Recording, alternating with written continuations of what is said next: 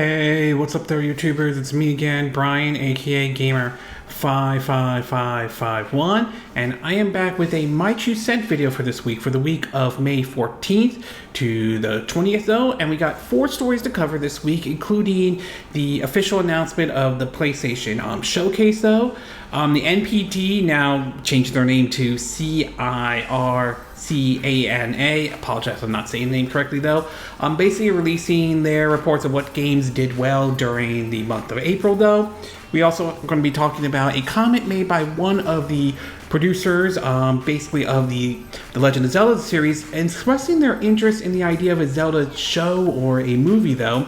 And we're also going to be talking about the EU's decision to basically approve the Microsoft Activision deal, which comes off on the heels of the UK a couple of weeks ago blocking this deal, though. If you're interested in where I got the source of these informations, though, links will be in the description of this video, assuming you're watching this on YouTube. But before we get started, I like to do what I like to call the quick My 2 Cents, stories that kind of caught my attention, but I'm not going to go into a huge amount of details, though. The first one we want to talk about is that Falcom, if I'm saying the name correctly, though, have announced that the Legend of Nayuta Boundless Trail Adventure will be making its way over to the Nintendo Switch this September. They have announced a trailer. It's worth pointing out the game's also coming to other systems, I believe PC and I believe PS4, maybe PS5, but I'm not 100% sure, though. I certainly am not against Falcom, Falcom, if I'm saying the name correctly. Apologize, though. Releasing more of their games from the Yeast series to basically the Trial of Cold Steel storyline and everything like that, though. Nice that they're bringing the game over and all that stuff, especially to the Nintendo Switch. I'm all for action RPGs to traditional JRPGs and all. So certainly nice indeed, though. We also learned that Bandai Namco has announced, the upcoming updates for the Tales of Symphonia remaster, though. As you all know, that game came out earlier this year, but got heavily criticized by a lot of critics, including the Nintendo Switch version, over how the game runs and all that stuff compared to how the game ran on the original GameCube and, of course, back on the PS2, though. While I applaud Bandai Namco for pushing to update this game and fix a lot of the problems, though, I do think that they do deserve the criticism as the fact that this game should never have launched in the release date or launched in the condition that it was in. It is a little bit unfortunate, though. Maybe a couple of months down the road, assuming it's fixed to a point where it's like, yeah, I could pick this up, though. I might, but still not good on Bandai Namco side, though. We also learned that basically the Xbox Series X and S actually may have sold faster in the UK than it is over on than the Nintendo Switch did, and this has to do with certain lifetime sales of each of the systems and all that stuff. And it's kind of interesting to see that, considering the fact that you didn't think Xbox would be as big in the UK as it might be. So obviously something's being done right on Microsoft's side to get the Xbox Series X and X to be sold very well over there. To be exact, though, I mean, it's even sold. It sold more than the Nintendo Switch. However, it seems to be that it hasn't overtaken the Wii, which remains the fastest selling console over there in the UK, though. We also learned that basically Hogwarts Legacy, that was originally supposed to come out to the Nintendo Switch, has been delayed all the way down to November, though. Obviously, it might be the possibility they may have to add more time to the game, though. It will be interesting if the game does get released in November, because we've seen games that have been announced for Switch, like Marvel's Midnight Sun, but then unfortunately get canceled. So it wouldn't shock me if this one gets canceled or anything like that, though. But we'll see what happens. Maybe we'll finally see some gameplay footage of what Hogwarts Legacy might look on that. On the Nintendo Switch. Maybe it does get canceled. So time will ultimately tell, but as of right now, it looks like the Switch version is going to be released, at least for the moment, plans to release it in November, though.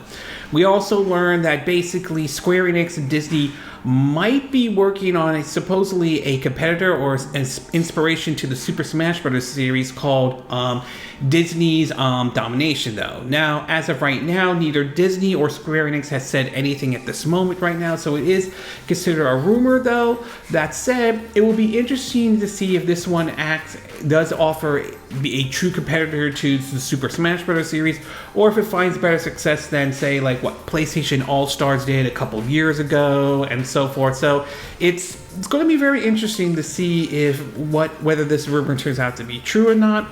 We also learned that basically one of the voice actors, though, I think supposedly Aloy's, love interest, depending on what actions you take in Bird Shore, has basically spoken out, has received abuse because of her voice acting and everything like that. As I've said before in the past, though, I think this is a good example of, unfortunately, how sometimes the fandom can be toxic at times. So it has some people taking it maybe a little too far and a little over the top. We heard something similar with Resident Evil 4 when one of the voice actresses that voiced Ada was a different voice actress than the one that did with the Resident Evil 2 remake, though, and she talked about how she was receiving online abuse. It just shows how toxic, fandom can sometimes be, and how toxic the internet, even Twitter itself, can be at times, though, especially with who's running Twitter and all that stuff. We also learned that basically the next Mortal Kombat, called Mortal Kombat 1, which supposedly will be somewhat of a soft reboot, will be out this September, and it's been announced to multiple systems, including it coming to the Nintendo Switch as well. As of right now, the only thing they've shown is a cinematic trailer, so we don't know exactly how the game is going to run, especially on the Nintendo Switch, to be exact, though, and in terms of what changes to the gameplay or not. So I'll be honest with you, I'm not a big fighting game fan or anything like that, but this was sort of interesting for them to announce this, and it certainly is I'm sure there are going to be folks keep an eye on how this game is going to look and play and all. It'll be interesting to see which system which version sells the best and all. We also learned that basically Xbox has launched its first game on NVIDIA's GeForce Now service, though. Obviously, this maybe has to do with the whole, how they signed a deal with GeForce and everything like that, trying to get regulators on their side on the whole, Activision Blizzard deal and all that stuff. I think the first one is Gears 5, and it remains to be seen if we'll see other games start making the jump as well, though. So it'll be interesting what other games we'll see. Although I have heard, like Deathloop and so forth. So over time, we'll see if we'll see more basically Xbox games make their way on GeForce Now, but obviously they have launched their first one, though. We also learned that Blizzard has basically now canceled the PvE hero mode that was originally announced for basically upcoming for Overwatch 2, though. It has received certainly some backlash, and they have sort of answered to a lot of the criticism about this and all. I'm not really an Overwatch fan, and the PvE mode might have interested me to some degree, depending on how it would play out, though. But hearing how they've now canceled that, though, I pretty much it's not on my radar to pick up Overwatch or anything like that. That said, though, Blizzard has announced that BlizzCon will be happening this November, though. So obviously, we have another event looking up to, despite the fact that, unfortunately, E3 isn't happening. But those who are looking forward to BlizzCon can keep an eye on it this November, though. We also learned that there is a rumor going around that supposedly during the Xbox Showcase, which will happen next month, that rumor has it that Persona 3 Remake might make its appearance over there. Now, granted, nothing has been confirmed at this time, and it should be considered a rumor to be exact, though. Still, I am very curious to see how this remake would look. There have been reports saying that it would borrow maybe some elements from Persona 5 and all, so time will ultimately tell on this one, though. But keep an eye out on the Xbox Showcase. Maybe they might show the Persona 3 remake. I've also been hearing about Persona 4 getting a remake treatment, and also, who knows? We'll see how this one plays out. We also learned that Nintendo has revealed new Game Boy Advance games that will appear on the Nintendo Switch online service. I believe it will be out on May 26th. The three are basically based off the Mario Advance, such as Super Mario Advance, which is based off of Super Mario Advance, Super Mario Brothers 2, Super Mario Advance 2, which is based off of Super Mario World, and I believe Super Mario Advance 3, which is based off of Super Mario World 2 Yoshi's Island, though. Nice that they're bringing more games over to, with the Game Boy and Game Boy Advance. I think that's really neat. To be exact, though, it is going to be interesting to see how people would play those games, because they're more like an enhanced or a different take on the classic games back then and all. So for those who are interested, it's going to be coming on the Nintendo Switch Online, though. And unfortunately, some sad news, though. It's been reported that the original voice actor for Crash Bandicoot, Brandon O'Brien, unfortunately has passed away at the age of 60, though. So yeah, very unfortunate indeed for basically for a person who voiced sort of a character like Crash Bandicoot, though. My heart goes out to his friends and family, though. And then finally, in the movie and the TV side of things, though, of the Quick My 2 Cent, though, we now learned that the second season of Sonic Prime will be coming to Netflix this July, though. I'll have to check to see if there's what the specific date might be, though, but certainly nice indeed, though. I thought the first season was not bad, though. I thought it was pretty good, to be exact, though. Not perfect, but still enjoyable, nevertheless, though.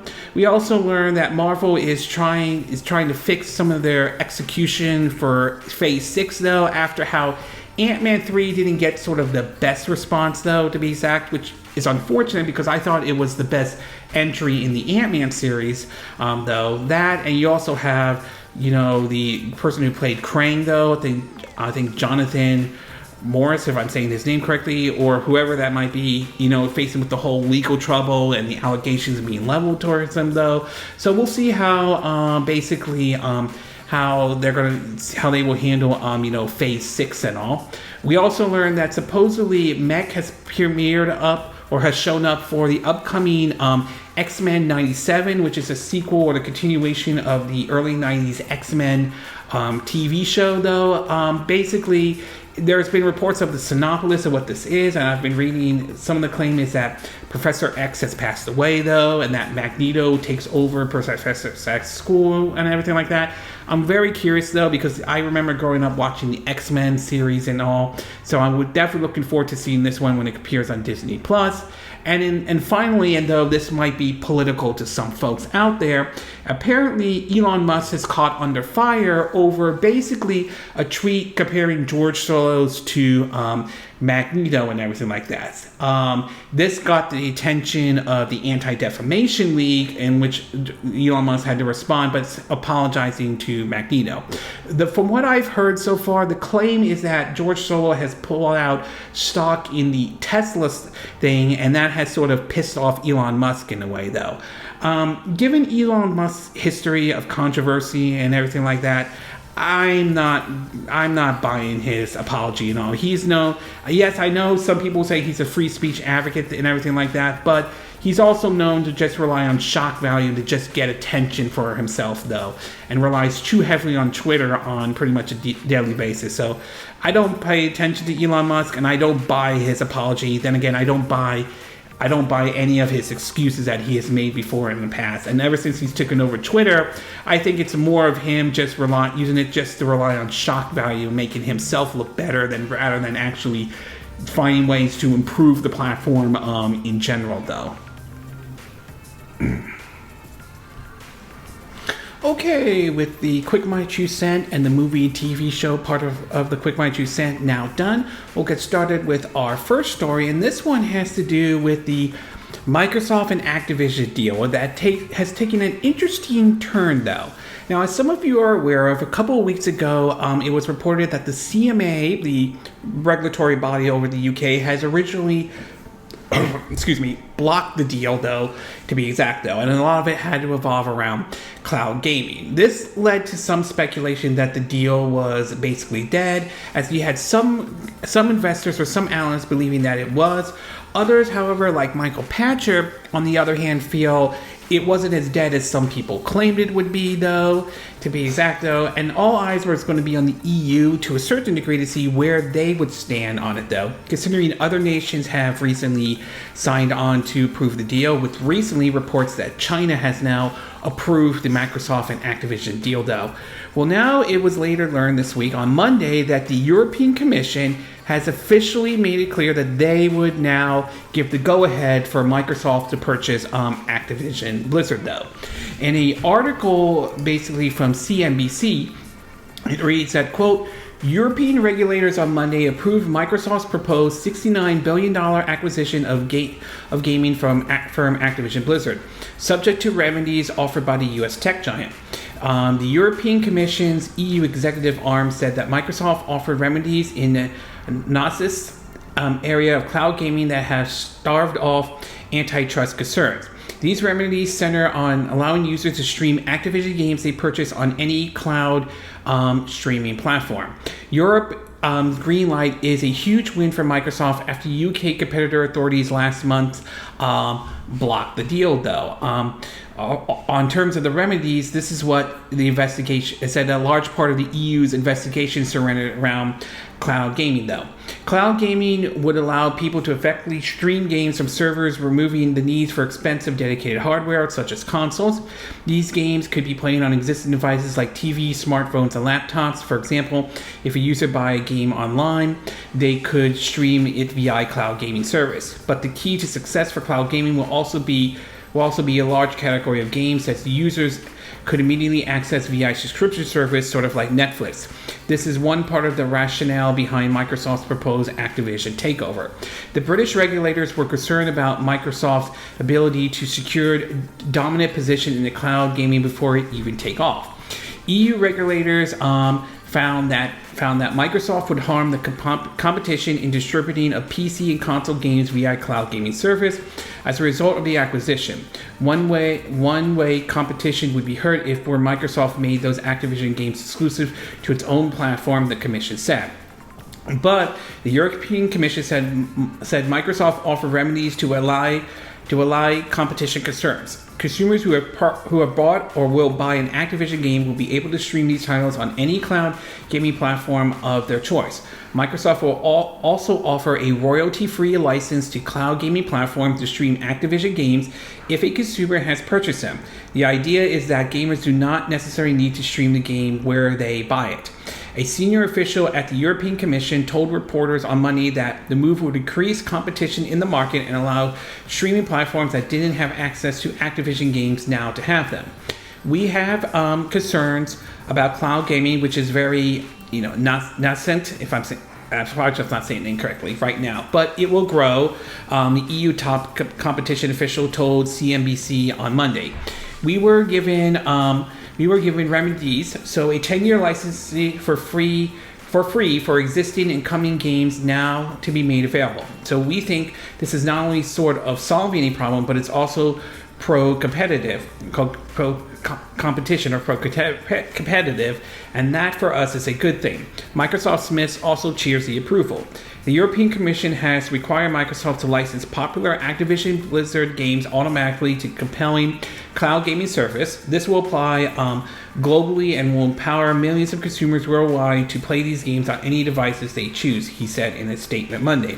Activision CEO Bobby Kotick has said Thursday that the company, which was founded in France, has deep roots in Europe. He added, "We intend to meaningfully expand our investment and workforce throughout the EU, and we're excited for the benefits our transaction brings to players in Europe and around the world, though." It's worth pointing out, after this came out, the UK has basically standed by their decision and all that stuff. But still, the fact that the EU has said yes to this and the CMA said no is very interesting in my view, though, because this kind of, though I could be wrong on this, brings up the whole Brexit situation, though. As you are aware that the people in the UK voted to leave Brexit back in 2016. It was a referendum, though. I believe it was completed in 2020, though. And well, the whole idea was that the EU would not tell the UK what to do and everything like that. The UK can make its own decision.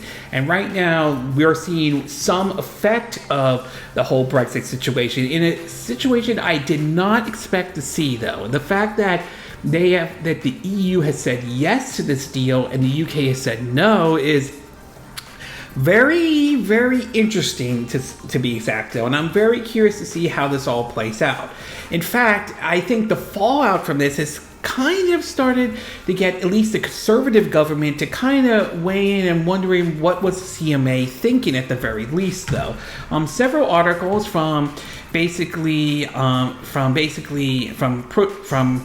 Xbox says UK MPs question why the CMA blocked Xbox's Activision Blizzard deal following EU's approval, though. It basically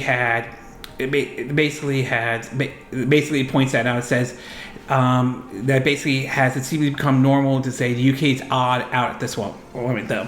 Late last month, though, here it is. As a result, the UK member of Parliament has been questioning the CMA on why it came to a different decision to Europe and indeed other countries. Here's the authorities' response, though, via Europe Gamer. The UK has always encouraged, and it's the CMA's duty to encourage open, competitive markets.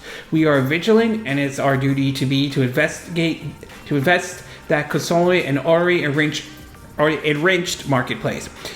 I would challenge the Premier that there is an impact on international confidence on doing business in the UK. The CMA has also touched on the fact that both it and the EU Commission took issue with similar aspects of the proposed deal. However, the CMA felt it was not appropriate to accept the remedy that Microsoft put forward. The EU Commission agreed the deal would give rise to competitive concerns. There's no difference between the CMA and the EU there. But the Commission, however, concluded that it's appropriate to accept Microsoft remedy. They have their own test to apply and they reach their own views and they fully entitled to reach that view. But we remain of the view from a UK perspective that it was not appropriate to accept that remedy and all that stuff. And even further, though, basically the so-called the governor chancellor, though, had waited on the deal and how things are going, though, by the name of Jeremy Hunt. He said that, quote, Hunt hinted that the authorities should understand their wider responsibility for economic growth, even if it's the CMA's job to, regulate the market, though. According to what he said, though, this is what he had to say, quote, I think one of the reasons that companies like Microsoft and Google want to invest in the UK is because we have independent regulators that are not controlled by politicians and therefore can be confident that they will be at a level playing field. I would not want to undermine that at all, but I do think it's important that all our regulators understand their wider responsibility for economic growth. However, the UK Chancellor also understands the CMA's job, saying that the talks shouldn't be squarely focused on pushing the deal through for the sake of it. The country wants to ensure that competition matters. But for our tech sector, it isn't just about being able to get through big deals. Competition really matters, though. So it seems as though the CMA is kind of getting some backlash or some grilling following the EU's decision, and it will be very interesting to see where this goes once we know that Microsoft is appealing the CMA's decision. Though they've hired supposedly a lawyer who has a history of basically stopping some regulations that the EU has put out, though. So we'll see how far this truly goes and see what impact this will have with the upcoming case that the FTC has against Microsoft and Activision Blizzard, though, and whether or not the judge will look at basically what the EU's decision is. So this is a very, very interesting situation we have now seen with the Activision Blizzard deal. The fact that the EU has now said yes, but the UK's regulatory authorities has said no, that's, again, it's very interesting, and like I said, it brings the Brexit situation back into the spotlight to a certain degree. So Overall, though, obviously Microsoft is happy that the EU said yes to this deal. What this means for the FTC and what this means for the UK, though, remains to be seen at this time, though. We'll see if something is worked out with the FTC, whether they do go to court or try to basically settle something out of court or not, though. But it's pretty clear with the EU saying yes. I would say the Microsoft Activision deal is I would say far from being over at all, though. Okay, we're going to take a quick break. When we get back, we'll get to part 2. And this one has to do with comments made in regards of the possibility of a Zelda movie or a Zelda TV show. So we'll take a quick break, and we will be right back.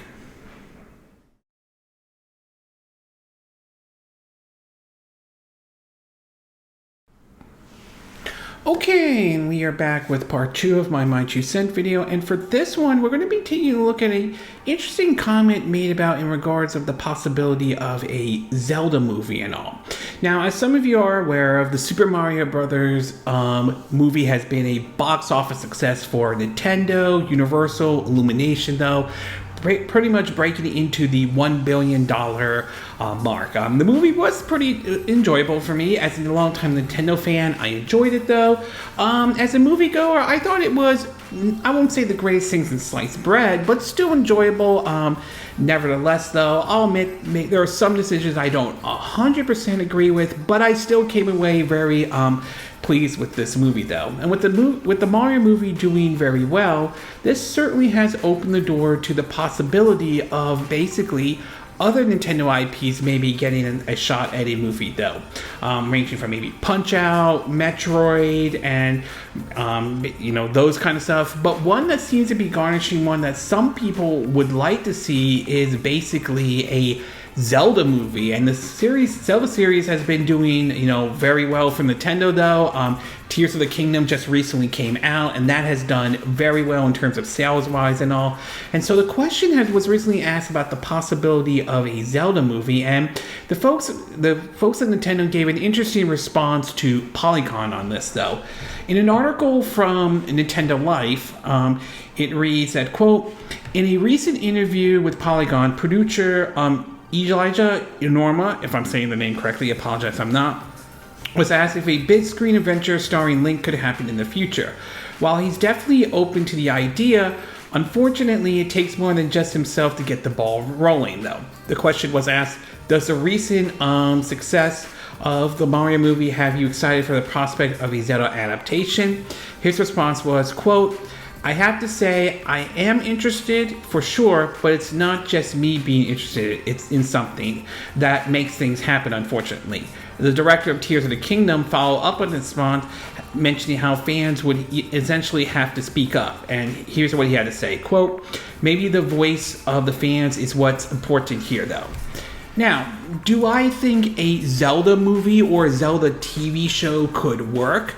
I would say yes, it's not out of the realm of possibility. It's not out of the realm that you could have a Zelda movie or a Zelda TV show basically work, though. Look at how Sonic has been doing. That has done very well indeed with the 2 Sonic movies and Sonic Prime on Netflix, though.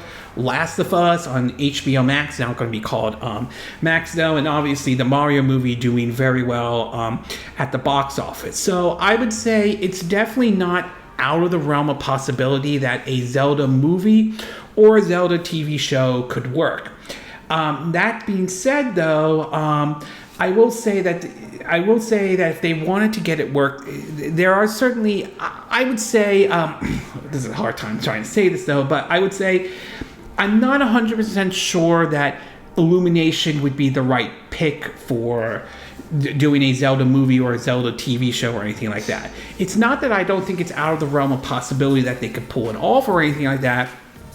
Excuse me. It's just that for me, I tend to view the Zelda series as mostly being more for an older audience to a certain degree, more than say like what the Mario is, which is more of appealing to a lot to all ages, though. This is sort of a similar view I have with the Metroid series, the Fire Emblem series, and of course recently another series that's been gaining some popularity as well, the Xenoblade Chronicles series. So I view those as franchises from Nintendo that are definitely more for an older audience than compared to, say, like Mario or Donkey Kong or Kirby or anything like that, to be exact. Also, I think in terms of doing something like that, I think a more anime/manga style would work best for a Zelda series than the kind of style that was used in the Super Mario Brothers movie. So I know some people will have different views on whether or not this could work or not, though, but it's definitely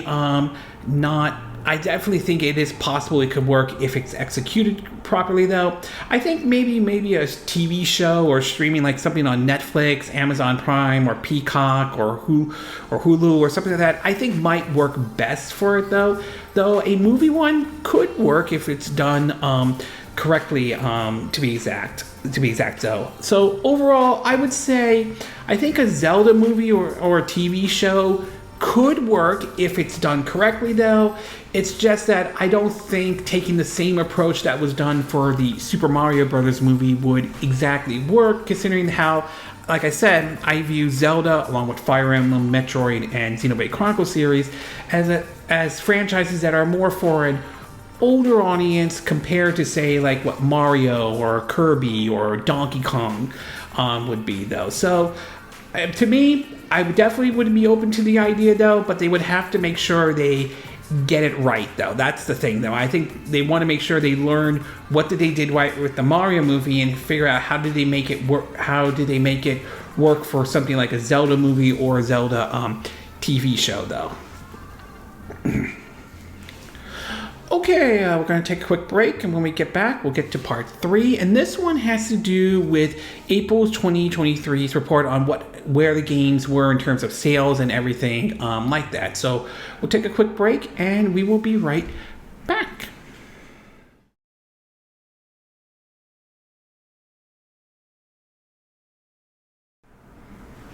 Okay, and we are back with part 3 of my 2 cent video, and for this one, we're going to be taking a look at what was once called the NPD, now known as Circana. Again, I have a hard time saying their name, though. Has released their April 2023 charts to see which game ranked in terms of sales and all, and there's some interesting things to find about it, including 2 games. One that I think basically requires certain patches, but it seems to be doing well. And another one that, despite being development hell, has actually done very well indeed, though. So in terms of basically sales-wise and how these games did, here's where basically they are. And this is from Venture Beats, though. In terms of the top best-selling games of the month of April 2023, they have, at number 1, Star Wars Jedi Survivor. Number 2, Dead Island 2. Number 3, MLB The Show 2023. Number 4, Resident Evil 4 Remake, 2023, though. Number 5, Call of Duty Modern Warfare 2. Number 6, Hogwarts Legacy. Number 7, PGA Tour. Number 8, Mega Man Battle Network Legacy Collection. Number 9, FIFA 23. Number 10, Mario Kart 8. Number 11, Minecraft Legends. Number 12, Elden Ring. Number 13, Minecraft. Number 14, Final Fantasy 1 through, I believe, 4 Bundle. Or 1 through 6, maybe, though. Number 15, Advance Wars Reboot 1+2 Reboot Camp. Number 16, New Super Mario Brothers. Number 17, The Last of Us Part 1. Number 18, Pokemon Scarlet and Violet. Number 19, Madden NFL 23. And number 20 is Super Mario 3D World, though. They also mentioned how they saw basically, the Mario games, 2 of them make it back in there, and one, presume it's because of, how well the high number for basically, for the Super Mario Brothers movie and all. Now, in terms of the 20 best-selling games of 2022 so far, here's where they have it at. They have at number 1, Hogwarts Legacy. Number 2, Call of Duty Modern Warfare 2022 at number 2, though. Resident Evil 4 2023 at number 3. Star Wars Jedi Survivor at number 4. MLB The Show 23 at number 5. Dead Island 2 at number 6. Dead Space 2023 at number 7. FIFA 23 at number 8. Madden NFL 23 at number 9. Elden Ring at number 10. The Last of Us Part 1 at number 11. God of War Ragnarok at number 12, Mario Kart 8 at number 13, Minecraft at number 14, Pokemon Scarlet and Violet at number 15, Fire Emblem Engage at number 16, Forspoken at number 17, Sonic Frontiers at number 18, Octopath Traveler 2 at number 19, and NBA 2K23 at number 20. In terms of which systems did the best or anything like that, according to what we're hearing this from, basically from Matt Pizzella, basically points out that that the PlayStation 5 continues its reign as the best-selling and top-earning console of 2023 in the United States. However, Nintendo Switch beat the PS5 units in sales in April. So the takeaway from this, though, is the fact that Dead Island 2 and Star Wars Jedi Survivor both did very well in terms of sales-wise, though, or in terms of in the charts, to be exact, though. Jedi Survivor, maybe not as much, though, despite the whole issue with the game and the amount of patches they had to put in, though. Dead Island 2, on the other hand, is kind of interesting in a way, considering the development hell that game basically had to go through in order for it to finally get to be released, though. And the fact that it did well at number 2 is kind of interesting, to be exact, though. And while it certainly was interesting to see several Mario games making it in, though, I thought there might be maybe a bit more of them making it into the list, though, mostly because of the success of the Super Mario Brothers movie, though. Yes, we saw basically saw new Super Mario Bros. U Deluxe and Super Mario 3D World Bowser's Fury make it onto the list, which is good, but I was expecting that it might be a bit more given the success the Mario movie has recently saw, to be exact, though. And to see the Switch still doing very well is pretty interesting, though I don't expect that that's going to stop pushing for, any the push for a Switch 2 or a Switch successor in that, though. Obviously, most people are going to be looking at May, and my guess, the big one is going to be, obviously, The Legend of Zelda Tears of the Kingdom. Now, where that ranks, though, in terms of the list, though, remains to be seen. It could be at number 1, it could maybe at the bottom of the list, it could be make it not on the list at all, though. So we'll have to find out next month, though. But overall, it's clear that the big winners for April's 2023's formerly known as the NPD's charts, though, is obviously Star Wars Jedi Survivor and Dead Island 2, though. Okay, we're going to take a quick break, and when we get back, we'll get to our fourth and final video, and this one has to do with the official announcement of the PS5 or the PlayStation Showcase. So we'll take a quick break, and we will be right back.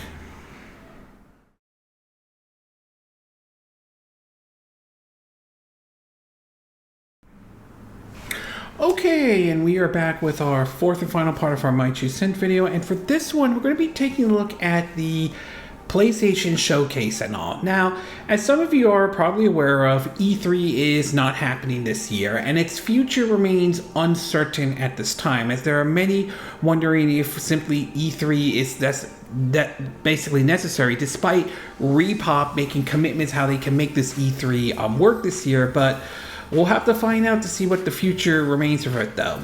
But in the meantime, we have been hearing to see what companies will be doing in terms of what could have been the week of E3 and all. We know that Microsoft will be hosting their Xbox Showcase and Starfield Direct on June 11th and all. We don't know about what Nintendo's doing, despite the fact that there are rumors going around that they may not have a Direct at all, although nothing has been confirmed, though. But Sony, however, we have been wondering whether they will be doing anything at all, like a showcase or their own Direct, though. Now, about, I think, a week ago or a couple weeks ago, there were rumors going around that basically Sony is preparing to do their own showcase. Well, this week they have officially confirmed that yes, they will be doing their showcase after all. According to a PlayStation blog that Sony has put out, they say, quote though, they're talking about how this will be broadcast 1 p.m. Pacific time next Wednesday on May 24th, though. They point out a wealth of new games and new IPs are heading to the PS5 and PS VR 2. They say it's almost time to see what's next. PlayStation Showcase broadcast live next Wednesday, May 24th at 1 p.m. Pacific Time, 9 p.m. British Time. The show will be a bit over an hour, focusing on PS5 and PSV VR2 games in development from top studios from around the world. Expect a glimpse of several new creations from PlayStation Studios, as well as spellbinding games from our third-party partners and indie creators. The live, they point out, will be on YouTube and Twitch. Hope to see you there, though. So apparently we do know that this showcase will be officially happening now. Now, as far as what they might be showing, though, that remains to be seen and sort of is up in the air at this time, though. There has been speculation we could see something like Marvel Spider-Man 2, which up to this point we've only had a cinematic trailer, but nothing was really shown yet. There's also been talks about Stellar Blade might be shown during, shown during their showcase, though. And we've heard rumors back and forth of what could pop up, though. Some are expecting that Sony Bend, the studio behind Sniper Filter and Days Gone, might show something there. We've been hearing the possibility of Sucker Punch could show something as well, since we don't know what they've been working on following Ghost of Tsushima, though. It's possible Death Stranding 2 could make an appearance during the showcase, though. There's also been rumors about the possibility that Konami and Sony signed a deal, so maybe the rumors about a remake of Metal Gear Solid 3 or Silent Hill or Castlevania could be making its way over there as well. So there's a lot of possibilities, though, right now, and there's a lot of speculation on what they're going to show. I'm hoping to see more information about Spider-Man 2. I'm very curious to see how that one's going to play. Are you going to switch between Peter Parker and Miles Morales, each with their own different abilities and all? Are you going to play Venom by any chance, though? I certainly would like to see some actual gameplay of the Wolverine game that Insomniac might be working on. That's certainly something I would like to see, though. But personally, I would love to see them revive some old IPs and give it another shot. Like, I would like to see Sly Cooper, Jak and Daxter get another chance in the spotlight, though. Especially considering how well Ratchet and Clank has been doing, though. I would love to see maybe some older IPs be revived as well. So there are certainly so many ways this could go, though. I mean, could it be good? It's possible. Could it be bad? It's also possible. So we'll find out on May 24th to see how well the show is done, to be exact, though. So overall, though, we now know PlayStation is doing their showcase, though. Whether it's good or not, we'll find out on May 24th. Those, I will admit, some of that will be based off of how high or what kind of expectations you have set for this upcoming PlayStation showcase, though. Okay, this concludes this My 2 Cent video for this week. And again, these are my opinion. What are yours? What are your thoughts about the EU approving the Activision Blizzard deal? Do you think this puts Brexit back in the spotlight in any way? Do you think this is going to put pressure on the CMA to maybe revise or re-examine their original decision to block the ABK deal? Do you think this could put pressure on the FTC to maybe reevaluate their approach to the ABK deal in any way, though? What are your thoughts about a Zelda movie or TV show, though? Do you think that either one could work, though? Do you have an idea of who you think would be best to handle a Zelda movie or a Zelda TV show in any way? What are your thoughts about the the sales chart for this week, though? Were you surprised to see Dead Island 2 take the second spot, though? Were you surprised to see Jedi Survivor take the number 1 spot, though? Were you expecting maybe more Mario games to basically be on there, considering the success of the Mario movie in any way, though? And what are your thoughts about the PS showcase, though? Are there certain games you would like to see them announce at this showcase, though? Are there games you think that they will announce in any way? Do you agree with what I said in this video? Do you disagree? Do you have a difference of opinion? As always, sound off on the comment section below. Let me know what you think. And if you do like this video, I hope you hit the like button. I would appreciate it, and I hope you do subscribe to my YouTube channel. If you do, make sure you hit the bell icon for notifications of any new videos I put up. Also, feel free to share this video if you want to, and feel free to donate to my channel if you like. You could do it through PayPal me or Patreon. Links will be in the description of this video, assuming you're watching this on YouTube. And I will see you again next time when I do another video. Hopefully that'll be soon. Until then, from Southern California, I wish you all a good day then. Bye!